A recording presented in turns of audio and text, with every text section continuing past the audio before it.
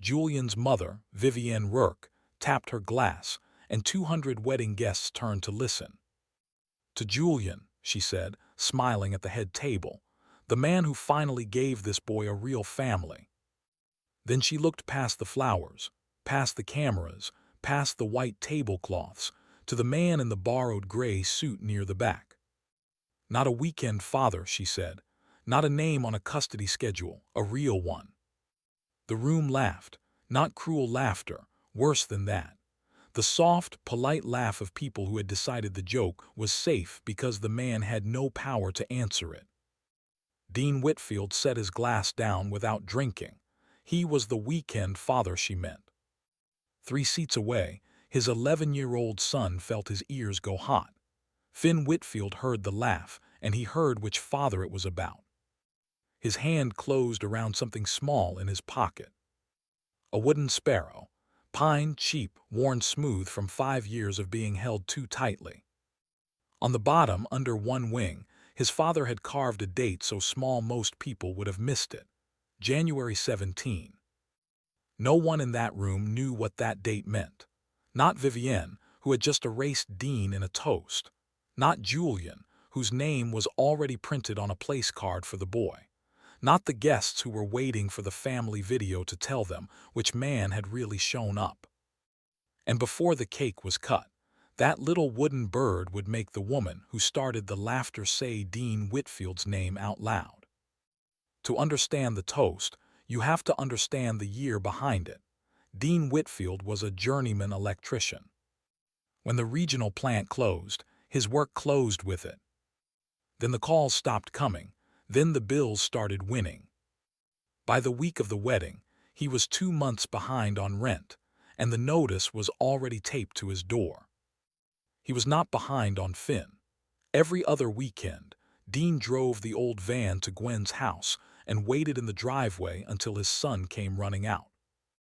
And when the phone rang on a school night, or a sick night, or one of those nights when a child wakes up scared and cannot explain why, Dean came then too. Gwen had built a different life after the divorce. She was marrying Julian Rourke that afternoon, a man who owned building supply stores across 3 counties and knew how to make generosity feel like a decision already made. Julian never raised his voice. That was part of what made it harder. He could make erasing a man sound like helping him. He bought Finn a bicycle, a laptop, new shoes before school started, and a bedroom with a bathroom of its own. He took him fishing on a lake Dean could not afford to visit. He paid for braces before Gwen even had to ask. He was not a monster. That would have been easier. He was polite, successful, certain, and he believed money had given him the right to finish what Dean could only start. A week before the wedding, Julian asked Dean to coffee. He slid a folder across the table like it was a favor. Inside was a consent form allowing Julian to adopt Finn and give him the Rourke name. 1 family, Julian said. 1 home, 1 name. It would make things easier for him. Under the papers was a check, enough to clear Dean's rent, fix the van, pay the utilities, and start a college fund Dean could not have built in 10 years. "I'm not trying to erase you," Julian said, and the worst part was that he believed himself.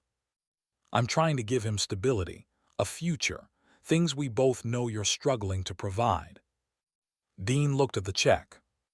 Then he looked at the line where his name was supposed to go. He thought of the eviction notice on his door. He thought of the van that needed a starter. He thought of Finn standing in shoes Julian had bought because Dean's overtime had disappeared. For one long breath, Dean picked up the pen. The tip touched the paper. And in his head he heard a small voice from 2 winters earlier. "Dad, are you coming?" Then his own answer, the answer he had given every time. "I'm already in the truck." Dean folded the papers. He did not tear them. He did not make a speech. He just creased them once and put them back in his coat pocket unsigned. "Buy him anything you want," Dean said, "but don't buy my name off him." Julian's smile held. "There's a small moment planned at the reception," he said. We would love for this to be settled by then." So the papers rode to the wedding inside Dean's borrowed gray suit, folded against the eviction notice. And Dean came anyway, not because he was wanted there, because Finn had asked. The small moment had a script. After the toasts, the MC would dim the lights, play a family video, and then welcome the newest member of the Rourke family. There was already a place card at the head table. Finn Rourke, gold letters, white card, decided before the boy ever said yes. The lights went down. On the screen, soft gold words appeared. The Rourke family, a new beginning. The video was beautiful. Julian teaching Finn to fish. Julian clapping at the school play. Julian, Gwen, and Finn on a beach in matching white shirts. Julian lifting Finn onto his shoulders as if the whole room was watching a memory instead of a campaign. Every frame said the same thing without saying it. This is the family that was missing. Now it is here. At the family table, Gwen smiled too hard.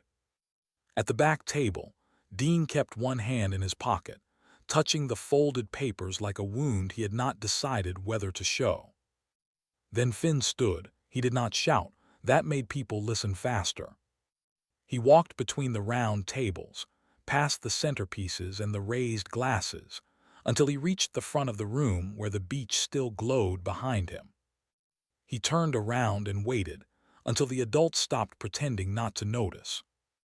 "That's a nice video," Finn said, "but it left out a night." The DJ lowered the music without being asked. Finn pulled the wooden sparrow from his pocket and held it up. "He gave me this when I was 6, Finn said.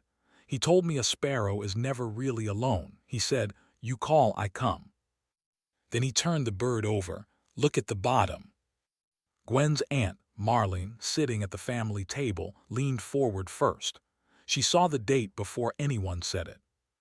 January 17. Her face changed.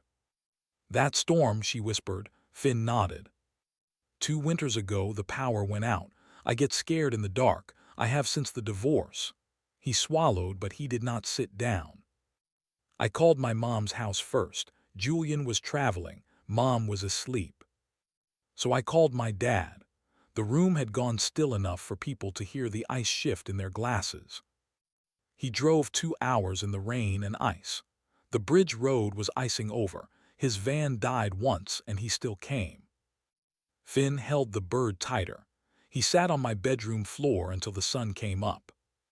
Then he looked back at the frozen video. "He's not in the video because nobody filmed him." He turned back to the room. "He didn't come to be seen. He came because I called." On the screen behind him, Julian and Finn were still frozen on that bright, borrowed beach. Nobody was looking at the beach anymore. A bridesmaid lowered her phone. One of Julian's cousins, who had laughed at Vivienne's joke, stared down at his plate. Vivienne Rourke's glass stopped halfway to her mouth. And Julian, who had bought a boy a new name but had never driven through that storm, looked at the wooden bird as if it had just cost more than anything he owned. For a moment, no one moved. Then Gwen found her voice, and she made the mistake that changed the room. "Finn, sweetheart," she said, still smiling because the cameras were still out, "this isn't the time." That was when the wedding turned against her, not loudly, worse, quietly. Every adult there understood what she had just asked her son to do, not to be respectful, not to wait, to carry the lie a little longer so the room could stay comfortable. Marlene pushed back her chair. "No," she said, "it is exactly the time." She looked at Finn first. "Turn it over again, honey." Finn held out the sparrow. Marlene read the date aloud. January 17th. Then she looked at Gwen. "I remember that storm. The county was closing roads east of the river. Half the bridges were iced over. I couldn't get home for 2 days." Marlene did not ask like a relative anymore. She asked like a witness. "Did Dean come that night?" Gwen's smile broke. She looked at Finn, then at the bird, then at Dean, still standing near the back table with his hands empty. "Yes," she said. Marlene did not let the word disappear. Say it so the room can hear you. Gwen's face went red. Yes, Dean came that night. The DJ took his hand off the controls. The MC lowered his card. The guests who had laughed at the word weekend stopped looking at Dean and started looking at Gwen. Marlene asked, "Was that the only time?" Gwen swallowed. "No." "How many?" Gwen looked down. "Every time Finn called." Marlene waited. Gwen lifted her head because there was nowhere left to hide. "Dean came every time Finn called." That was when the power moved. Not to money, not to the head table. To the man in the borrowed suit at the back, who had not said one word in his own defense. Then Marlene turned slowly to Vivienne Rourke. "You called him scheduled." Vivienne still had the glass in her hand. A few minutes earlier, she had used it to erase a man in front of 200 people. Now the whole room waited for her to put the truth back where she had taken it from. She looked toward Julian. He did not save her. She looked toward Gwen. Gwen was staring at the floor. A nervous laugh came from somewhere near the dessert table, then died when no one joined it. For the first time that afternoon, Vivienne Rourke had the whole room and no audience. Her mouth opened. No joke came out. The glass lowered. She looked at Dean, then at Finn. "I was wrong," she said. It was not loud enough. Marlene did not move. Neither did Finn. Vivienne understood. She straightened, looked toward the back table and said it again so every person who had laughed could hear it. "I was wrong." Then she said the name she had tried to make small. "Dean Whitfield is not a scheduled father. He is Finn's father." No one clapped. They did something harder. They sat in it. Julian stood next. For once, his calm looked smaller than the silence around him. He reached into his jacket and pulled out the folder Dean had refused to sign. He did not tear it. That would have made the moment about him. He folded it once, put it away, and looked at the MC. "Don't make the announcement," he said. Then he looked at Dean. "I thought the thing a boy needed most was the thing I could give him." His voice caught just enough to make it real. "I was wrong about that, and I was wrong about you." Dean rose from the back table. He had every right to make the room smaller than it had made him. He did not. He looked at Julian for a moment. "You've been good to him," Dean said. "Keep being good to him." Then his eyes moved to the place card at the head table. "But he already has a father." He did not raise his voice. He just needed people to stop acting like I was for sale. The MC still had his card in his hand, the one meant to welcome the newest Rourke. He looked at it, then at Finn, then at the gold letters waiting at the head table. Finn walked to the card and picked it up. Finn Rourke. He held it long enough for the room to see what had been decided for him. Then he turned it face down. "My name is Finn Whitfield," he said. The MC leaned toward the microphone, gentle now. "I'm sorry, son. Say it once more so I get it right." Finn stood straighter. "Finn Whitfield." The MC nodded. He set the Rourke card aside. Then, with 200 people watching, he wrote the boy's name the way the boy had said it, not as a favor, as a correction. Marlene stood again, not to applaud. She walked to the small table by the door, picked up Dean's place card and carried it through the room. The same guests who had laughed when he was called scheduled watched his name move from the back table to the family table. She set it beside Finn's seat. "Dean Whitfield, black ink, white card, no joke left around it." Finn crossed the last few feet of that beautiful room and took his father's hand. That was the picture no one had put in the family video. The man who came when there was no camera, the boy who remembered, the room that finally had to read the name correctly. Dean and Finn left before the cake. No speech, no victory lap, just a father and a son walking out past people who now lowered their eyes for a different reason. They drove home in a van that shuddered at every stoplight. Finn fell asleep against the window with the sparrow closed in his fist. At a red light, Dean took the bird gently and turned it over. January 17. Then he set it on the dashboard where it had ridden 100 times before, on 100 nights when nobody filmed the father who still came. Would you have signed the papers? Would you have taken the check, cleared the debt, and let them call your child by another man's name? Or would you have kept the only name your child still called in the dark? Be honest in the comments.